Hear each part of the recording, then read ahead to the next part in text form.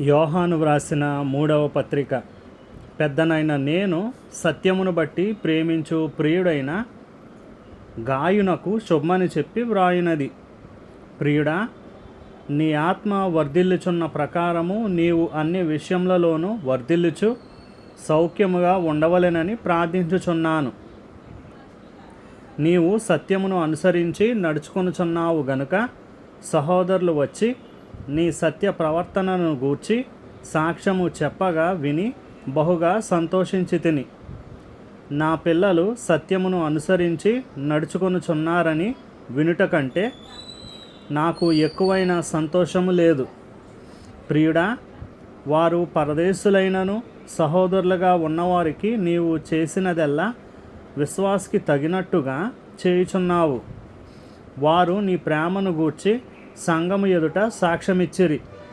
వారు అన్యజనుల వలన ఏమీయూ తీసుకొనక ఆయన నామము నిమిత్తము బయలుదేరిరి గనుక దేవునికి తగినట్టుగా నీవు వారిని సాగనంపిన ఎడల నీకు యుక్తముగా ఉండును.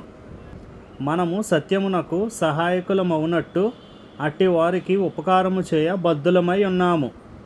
నేను సంఘమునకు ఒక సంగతి వ్రాసి తిని, అయితే వారిలో ప్రధానత్వము కోరుచున్న దియోత్రేపే మమ్మును అంగీకరించుట లేదు.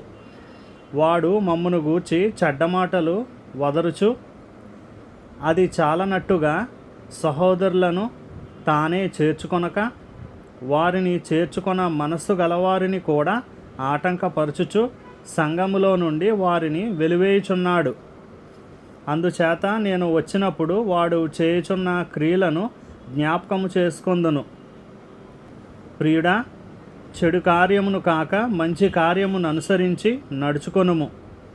మేలు చేయువాడు దేవుని సంబంధి, కీడు చేయువాడు దేవుని చూచినవాడు కాడు. దేమేత్రియు అందరి వలనను సత్యము వలనను మంచి సాక్ష్యము పొందినవాడు. మేము కూడా అతనికి సాక్ష్యమిచ్చుచున్నాము. మా సాక్ష్యము సత్యమైనదని నీవెరుగుదువు.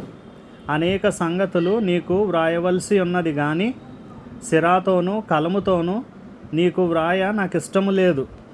శీఘ్రముగా నిన్ను చూడ నిరీక్షించుచున్నాను. అప్పుడు ముఖాముఖిగా మాటలాడుకొనెదము. నీకు సమాధానము కలుగునుగాక. మన స్నేహితులు నీకు వందనములు చెప్పుచున్నారు. నీ వద్దనున్న స్నేహితులకు పేరు పేరు వరుసను వందనములు చెప్పుము.